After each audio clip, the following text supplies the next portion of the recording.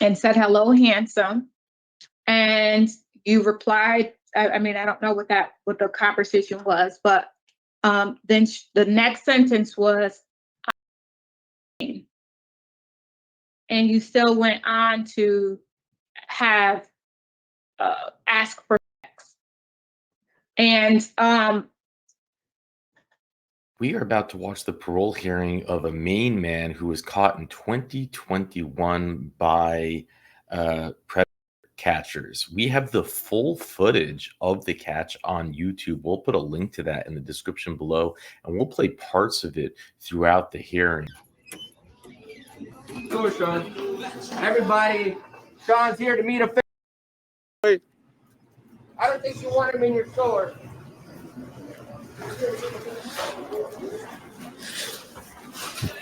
All right.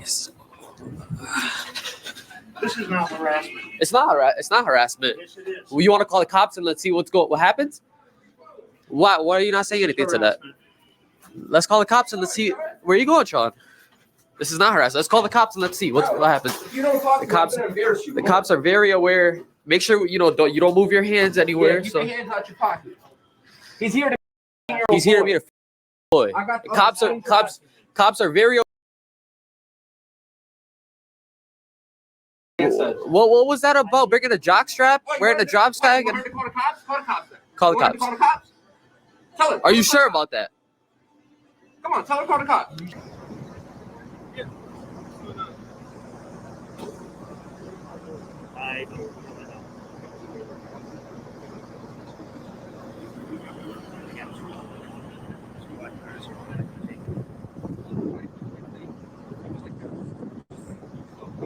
How you doing? Alright, what's up, man? Something with him? Basically, he messaged us first. We told him off the rip. This is where it starts without it not being able to show his messages. Because you got to get the pro membership or whatever. I don't know. It's weird. But I have all those messages above. That's him. Can I see a picture of you and whatever you have on? Correction, you are 21 miles. Let's watch this newsreel and then jump into the parole hearing, which takes place just 3 years after the catch. Is under arrest in Connecticut after state police say he tried to meet up with a minor at a Willington truck stop. State police arresting Shawn Arnold over the weekend. Police say a group that aims to catch on the internet posed as a 15-year-old boy on a dating app. According to police documents, they had agreed to meet up with 45-year-old Shawn Arnold at the Route 84 truck stop in Willington. Police spoke with Arnold on scene, who confirmed he was planning on meeting with the boy but did not intend to have him. Arnold appeared in Rockville Superior Court earlier today and is currently being held on a $100,000 bond.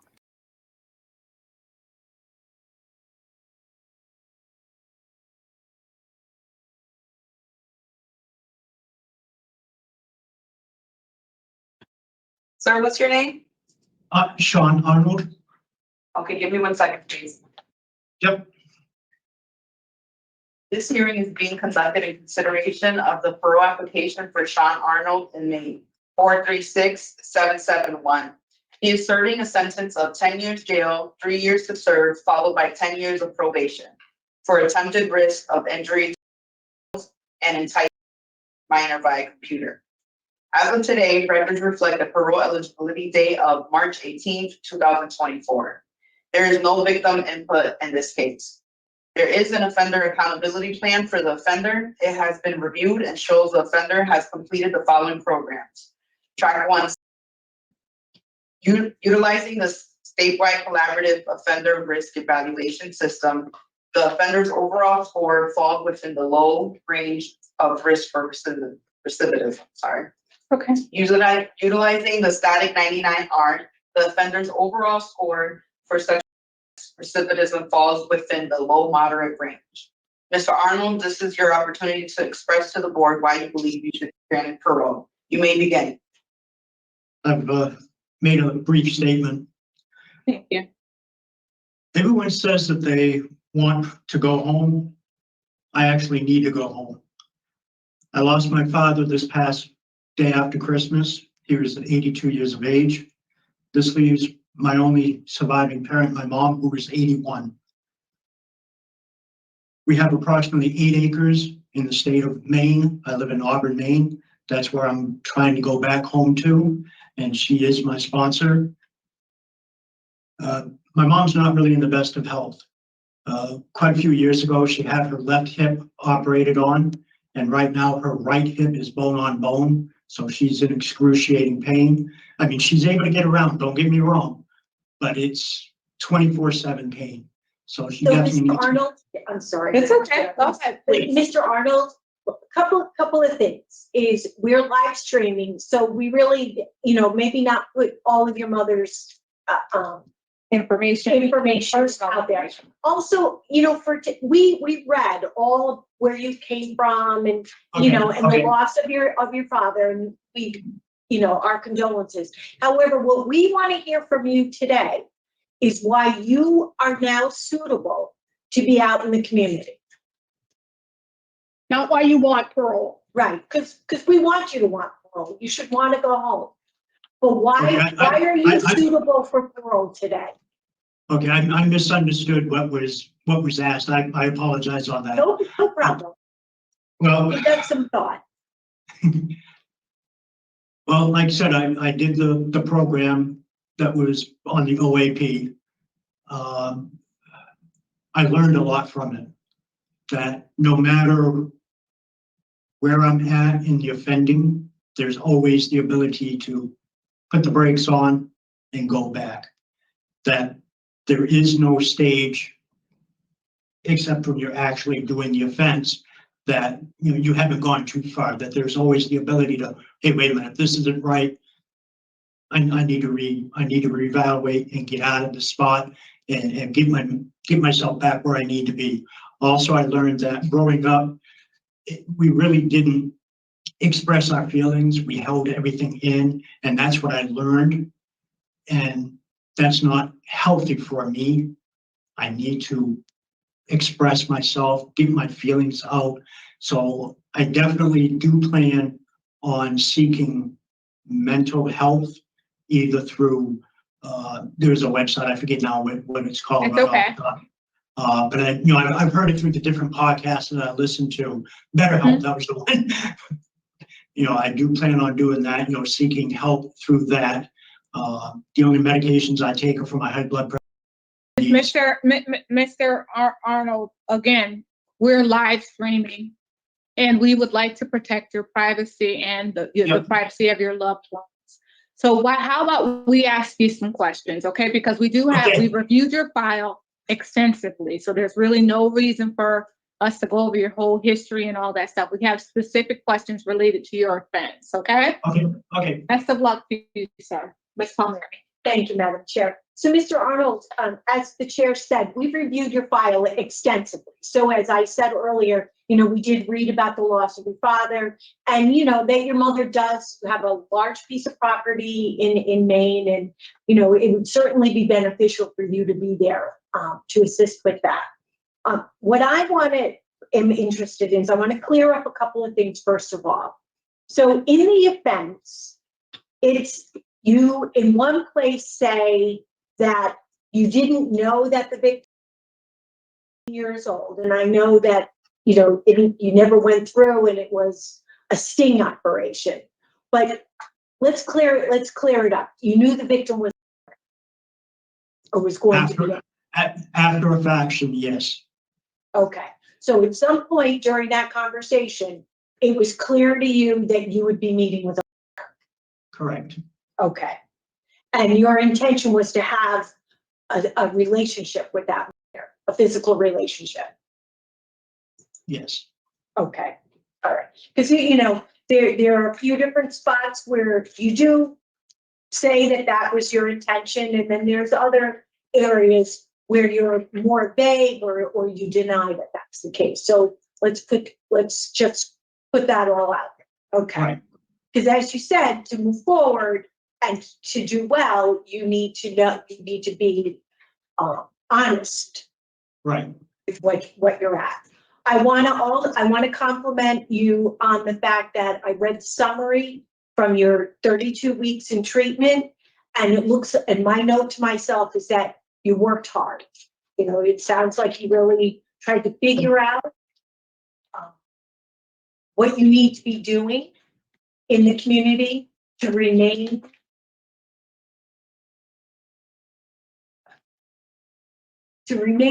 you know, to not reaffect.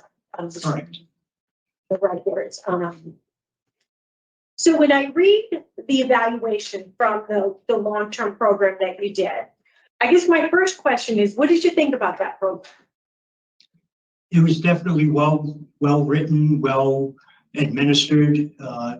I definitely learned a lot from it. It like you said, you know, like you had said, it allowed me the ability to think what I had done and what areas that, okay, I messed up here, and these are the spots where I could have backed out without realizing that I could have at the time. I went in with the thought, well, I'm offending. It is what it is. That I could not back out at any part of it. And in reality, I was able to back out, no harm, no foul type deal. So that has given me a tool. Like I said, being able to express how I'm feeling, you know, what emotions am I going through at any particular part of my day, you know, to get that out versus keeping that bottled in, that's a resource. Family's a resource, friends a resource, like, you know, better health, you know, mental health, you know, is a resource to actually activate versus to keep myself bottled in, which is what I have been doing, you know, all my life. Basically, is whatever has been bothering me, I've kept it in. I've not expressed it or gotten it out. So would you say this is really the first time that you've actually talked about what your preferences are and why that's wrong and how to address them? Correct. Okay. So you talked about in group, one of the things that you do towards the end of group was you put together a relapse prevention plan. And you talk about understanding protective factors. What does that mean? What did you identify? Oh, God, it's been so long. I've Well, I would think, you know, I know it may have been, I don't forget. So you finished the program in January. correct. So it's been about 7 months. However, a relapse plan is something that you should be holding on to, something that you're able to refer back to and really fine tune as you go along in life and develop resources. So I need you to think about what you were able to identify when you completed that group as what your protective factors are in terms of your relapse plan.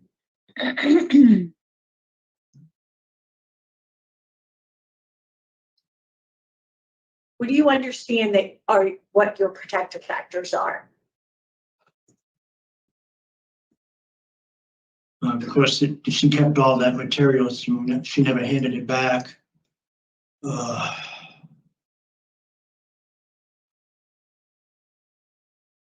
To the best of my ability for recollection, for me, it would be to stay away from like certain areas, like public restrooms, number one.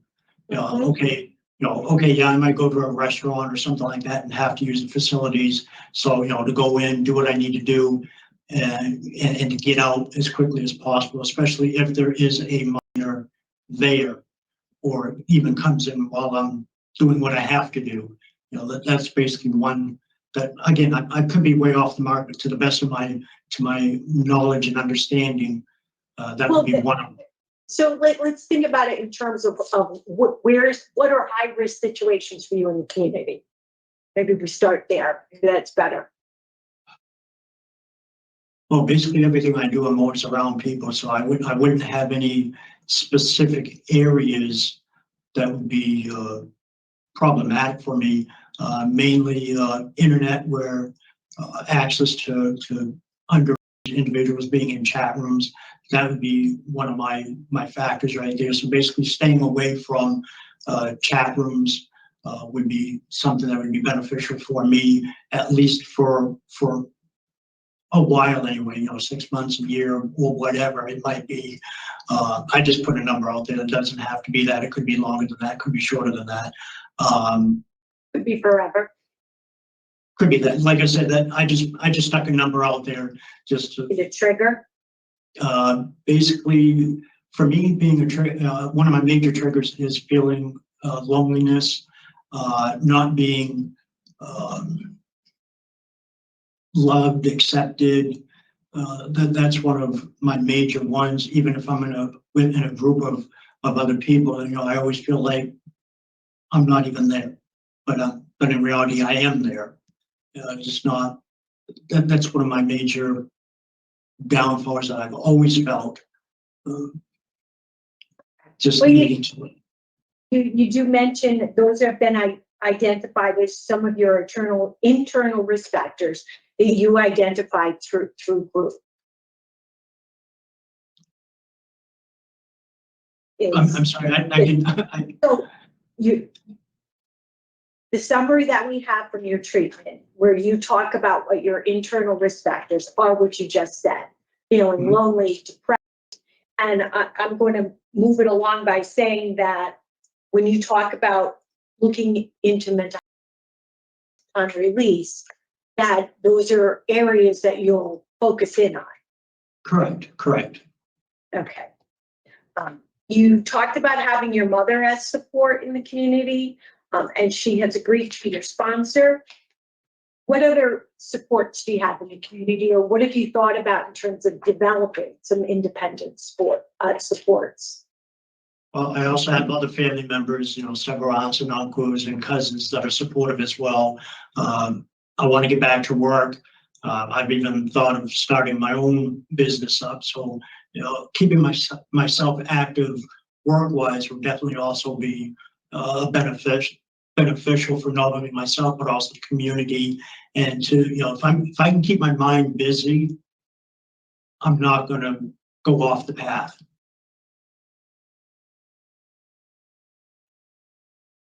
I made a note also that you said when we talk about things that you need to be aware of with yourself, and one of them is that you get along easier with teens and young adults. How do you plan to address that in the community? Always make sure that I'm not one-on-one or isolated with a teen or a young adult. If I find myself that I'm going to be in that type of a situation, just remove myself from the equation in however way I need to do so. You were unable to take the Voices program, which is a good co-program for offender treatment. And the Voices program would have talked about victims and the victimization of individuals in these types of cases and the ripple effect. What do you think the harm is to the community and for these types of offenses? For the without taking the program, my take on it would be that they would feel like they did something wrong, that they're not worthy of a person. They would have a hard time establishing healthy relationships down the road. As far as the community, there'd be someone that would be, someone in my position would be preying on the younger generation, which may or may not be accurate, depending on the individual. With myself, I want to prove the community wrong, that I am not a predator, that I just want to coexist with the community, be of a value to the community as an individual, and even be like an entrepreneur type deal, starting a business to have people come in and work. Right. Well, we're going to circle back because you're getting off course a little bit here. When we talk about victims, it's like you said, you were part of a sting operation, but had you been able to follow through, the harm to the victim in these types of cases is catastrophic. You talk about feelings of loneliness and depression. You know, those are some of those feelings of the victim and trust. And it becomes, and you were part of a sting operation for a community that is fearful. You know, it creates fear in a community also. All right, so you want to release to go to your mother, to live with your mother in Maine. And it looks like you would not go back to your prior employment of driving a truck. Correct. Do you see that as a high risk? Being over the road, yes. And your way of managing that is how? But talk to me about you. I know you have all this property up in Maine, but what would you do to support yourself? Well, currently I work as a flagger directing traffic through road construction. Granted, it's during construction season. As far as the off season, I'm not exactly sure that I would have to work on, but I do plan on, well, at least researching how to start my own business to do pretty much the same thing that I'm currently doing now as a flagger / security enforcement officer. So that would be, you know, establishing more jobs for the community to help support myself. And like I said, you know, working as a flagger right now, that would be supporting myself. And in the meantime, you know, in the off season, if I can't find, I don't know what is planned for me with that, the company I work for the off season. I don't know if it would be layoff or what that I would have to find out once I get back. But I do plan on finding employment for the off season, provided they don't have something for me. Sounds good. Okay, so I did read somewhere that you were talking about being a flagger. I'm just about done with my questions, but I did want to ask you one last thing. So you had a conviction in 2006 in Maine for having sexually explicit materials, and you had 1 year of probation for that. Did you do any treatment while you were on probation? Yes, it was similar to the program that I had here, but not as in depth. The program here in this state is by far superior. So if you've had some treatment in the field, in the area of being a sexual predator, why haven't you been able to address that going forward? You must have talked about what your triggers are, and that even if it was a short bit of treatment, why do you think that you didn't get anything from that, or you relapsed? Mr. Arnold, wave your arm so the light will come back on, please. Okay. So I was trying to do that earlier. Sorry about that.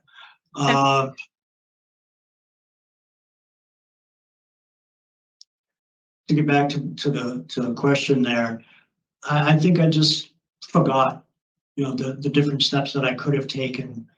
It was a bad judgment. All, you know, granted, you know, I regret doing what I did wholeheartedly. Okay. How long was that program that you did? Was it the length of your probation period?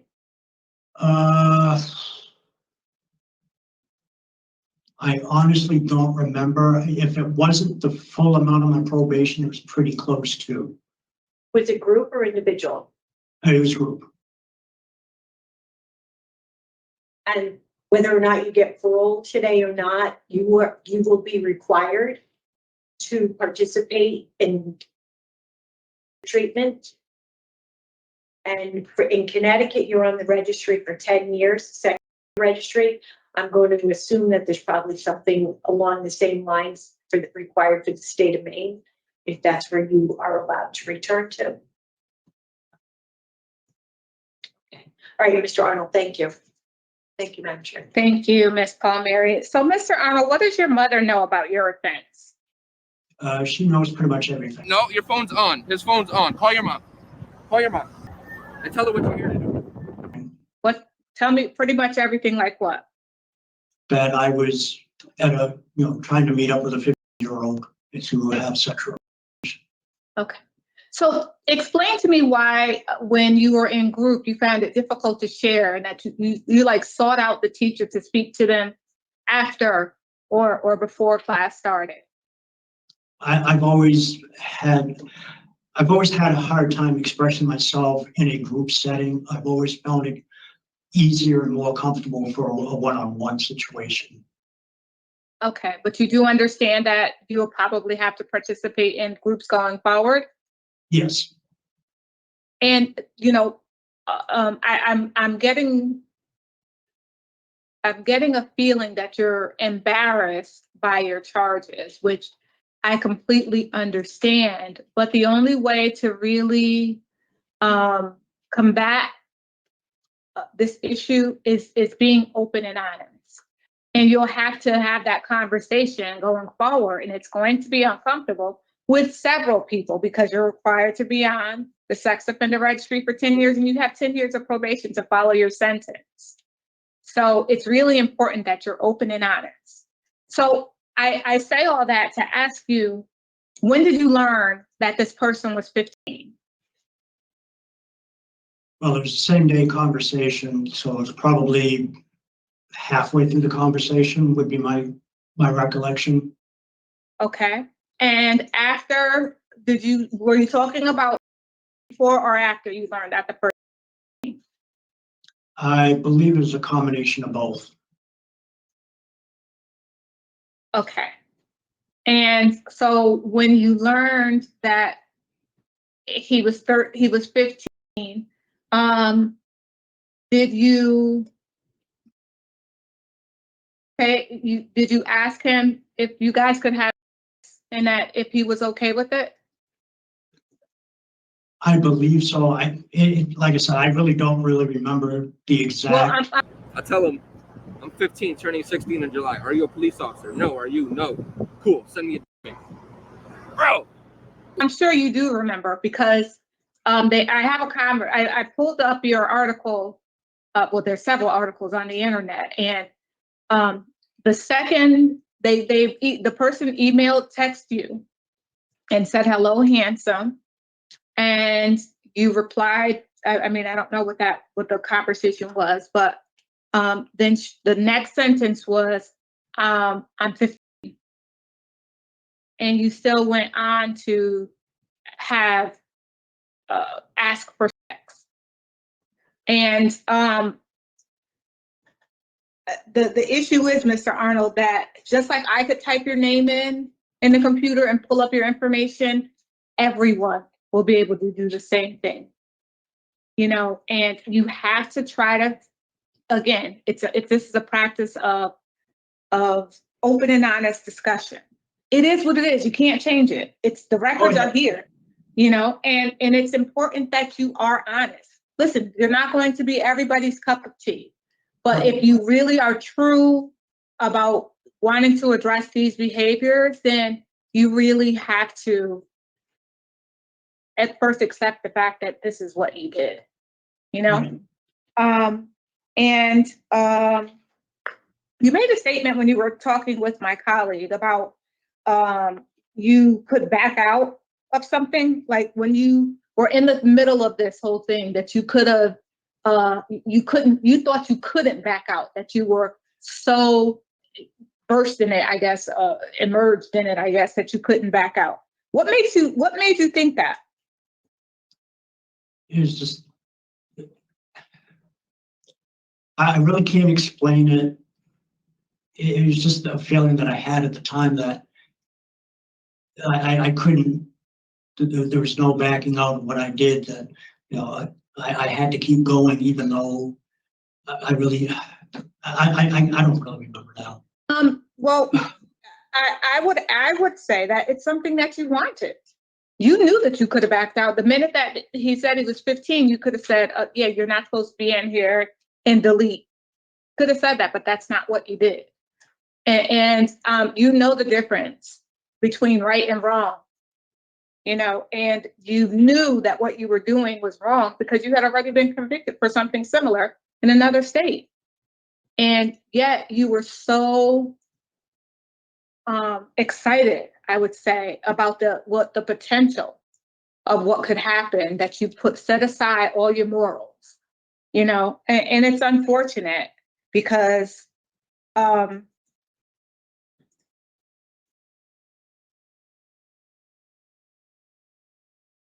The only thing I can think about is what if it would have been a child, and what if a child had shown up there? You know, you wouldn't have played Monopoly. You wouldn't have, even though that's what you say. You would play games. And that's difficult for me to move past. All right, Ms. Turner. I only have one question for Mr. Arnold. So in 2006, when you were convicted for the child pornography possession in Maine, I think you were about 31 at the time. What consequences, what price did you pay for that behavior, that crime?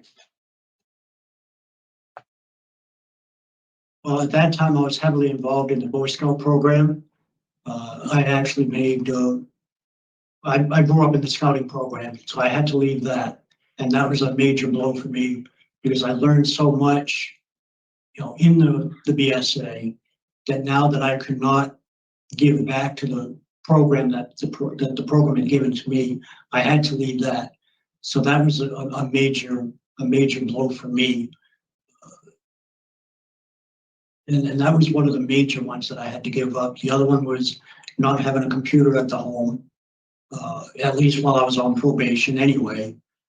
I lost a lot of friends.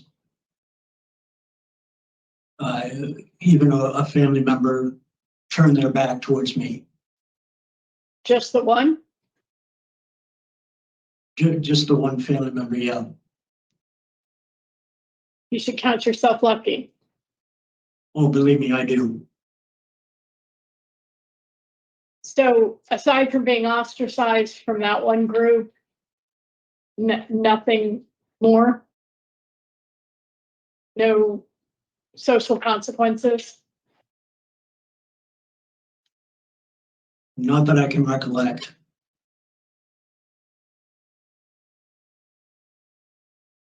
Thank you. Thank you, Madam Chair. Thank you. Mr. Arnold, give us a few minutes to talk about your case. We'll give you our decision, okay? Okay. Thank you. Ms. O'Mary? Yeah. So Mr. Arnold, he admits what he did, takes responsibility, I guess. Done the long-term sex offender treatment program. I think the summary of the treatment presents him in a much better view than Mr. Arnold was able to do for himself, to tell you the truth. But I do get from reading the summary that he did a lot of work on himself and identified a lot of what his triggers and his risks are. He has support in the community for his mother. I think he's got a reasonable release plan that will include treatment. Some that'll be mandated, and other that appears to want to seek on his own. He has the 2 disciplinary reports for refusing housing and the 1 probation that he completed back in 2006 for having child pornography. At this point, I would be willing to grant Mr. Arnold parole. It's about 13 months till he starts that 10-year period of probation. Thank you, Ms. Palmieri. Ms. Turner?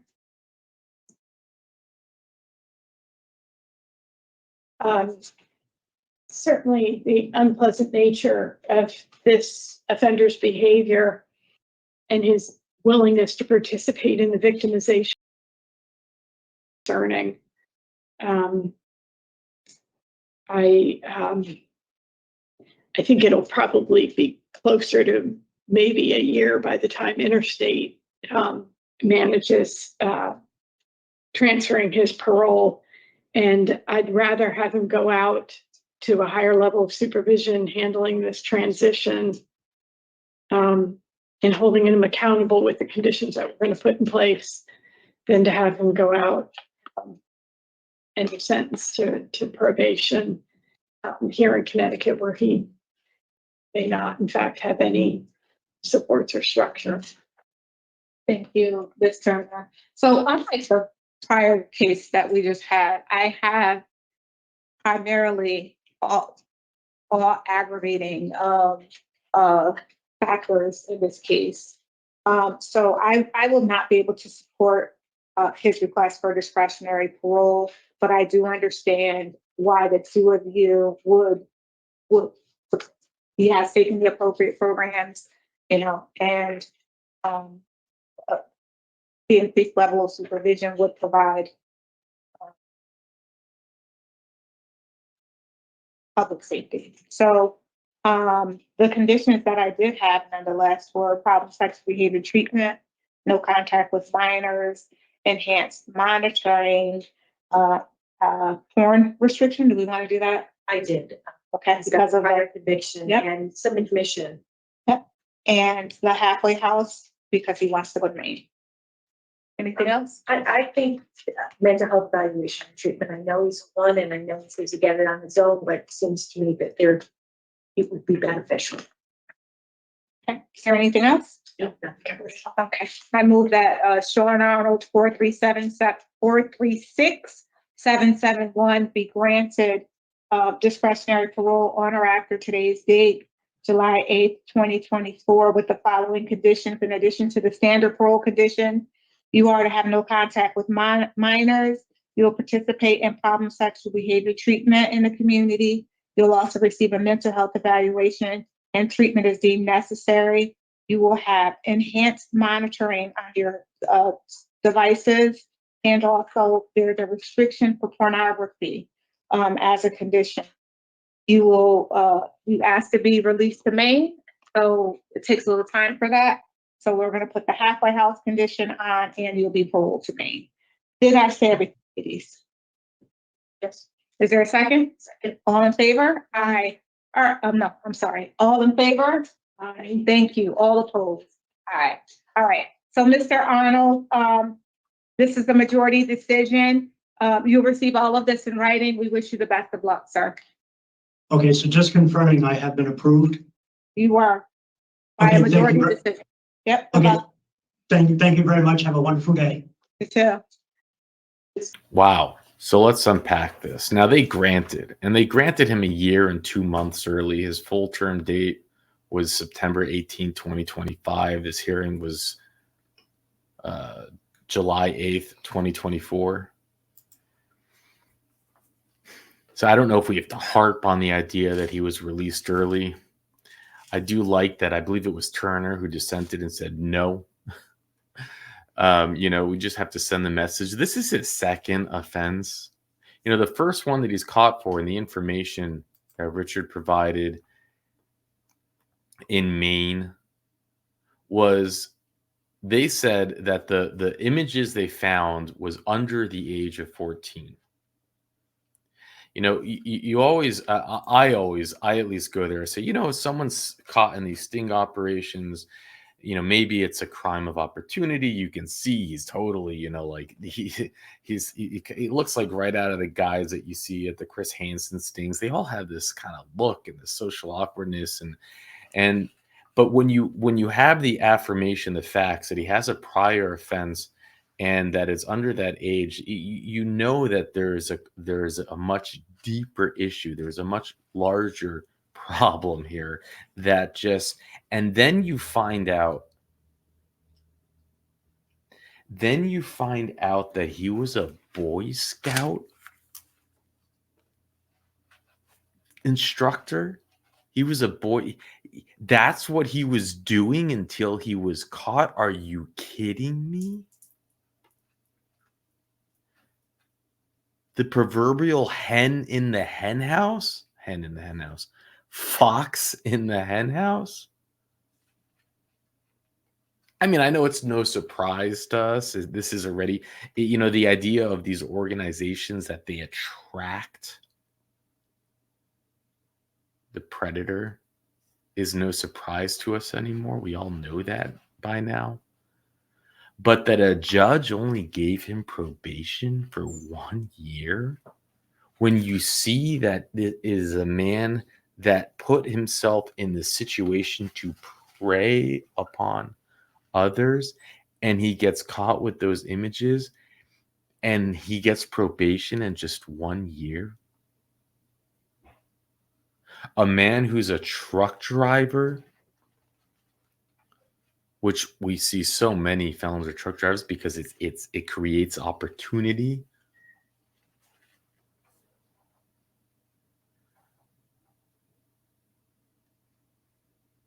It's scary. Again, those people that are put in charge to protect us, and they only had him to be on the registry for 10 years, which means by the time he was caught for this, he was already off the main registry. That just shows how much that makes sense, right? And then he commits his second crime, and Connecticut only requires him to be on the registry for 10 years. He clearly is a danger to society. He clearly, and what's his risk factors? I mean, this is his own after taking this program in Connecticut, the long-term program. What's his risk factors? Stay out of public bathrooms. What? You know, you watch these things and it just like it just makes me like how you can never send your kids to a public bathroom without being, which I mean is something we already in practice, but it's just a different level. That's his risk factor. That, I mean, it shows, I'm saying it shows how he thinks, that when he goes into a public restroom, it's like a kid going into a candy store. If that's the first thing that comes out of his mouth as a risk factor, and this person should only be on the registry for 10 years, this person shouldn't be locked up longer to protect ourselves. He says, well, I'll do what I have to do. Even if it means I won't be on the internet for 6 months or a year. He can't wait to get back on. He just can't wait.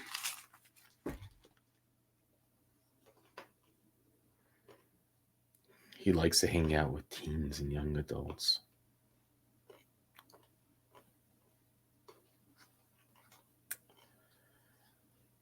And so the good thing on this little catch-a group, and thank you, Richard, for finding them. Now they only made, I think, 3 videos. The link to their YouTube channels in the description.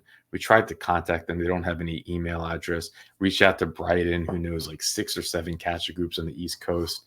He hadn't heard of them. His friends hadn't heard of them. So we did try to reach out to try to, but they were still new. They did things in this catch that it's not my style.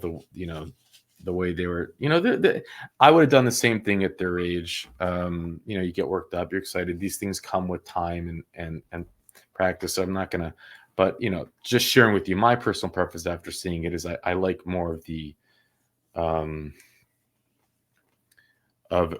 you stay calm and they did a few things that also might have been considered borderline on on extortion even. But hey, they got a conviction out of it, which is amazing. And I was also impressed with how quickly Connecticut moved to convict him and how the police handled it. So that was great. Again, if you want to see the full hearing, you can put the link in the description. I'll put the link in the description. I like Alex Rosen. I said this before, and I was watching his channel the other day, and he actually gave our channel a shout out. So thank you for that, Alex. And if there are other groups that you like, send me an email. I would love to see if we can find any parole hearings. So this was the article where it goes into a little bit more detail that we may have missed. So the truck driver who's accused of trying to entice a fictitious 15-year-old fell into a sting set up by the unofficial group that notified state police only after members confronted him at the truck stop. Shawn, 45 at the time, told troopers that he intended only to hang out and watch movies with the 15-year-old, according to the troopers. But in a sworn written statement, the police admitted that he was using social media applications, discussed to plan this with the person he believed to be the boy, according to troopers. Arnold, not only that, but he even said that he wanted to take the boy on a 2-week trip with him. So he had that in the writing as well. You'll see that in the full video if you watch it. So why did you want to take the 15-year-old boy on the road for 2 weeks? Do you really think that 15-year-old child's parents will let him do that? I thought you would just want to go for a ride, see the countryside. All right, that's not a ride. That's 2 weeks. Well, unfortunately, the way my company works, I'm out anywhere from 1 to 2 weeks. Arnold was arraigned Monday in Vernon Superior Court on felony charges and attempted second degree. Attempted risk of an injury to a child, enticing a minor via computer. It carries 9 months to 20-year prison sentence, and he ends up serving a total of, I guess he ends up serving a total of 1 year and 9 months or something of his 3-year sentence. They just wanted a quick conviction, you know. They just wanted to say that they locked him up. During the arraignment, Judge Hope Seeley reduced Arnold's bond from $250,000 at the time of his arrest to $100,000 because, hey, why wouldn't the judge do that? And continued his case to June 18th. He was an inmate in Hartford Correctional Center. Today, online State Department Correction records indicated that although bail bondsman was in court Monday to try to arrange his bond, the group that set up the sting at the TA truck stop is called the East Coast Predators, and he's multiple date sites to catch. So they were 27 and 23 at the time. The profile set up the social media application was 18-year-old, but the group member said that Arnold, through communications on the app, that the person was actually 15. Arnold said in his police statement that his first message to the supposed 18-year-old said, "Hello, handsome." He went on to say that he explained he was a truck driver from Maine and that he was at the truck stop. When the person said he was 15 rather than 18, Arnold replied that I'm cool with that and that I'm still interested. According to his statement, he said that he went to ask the boy's preference in his activity.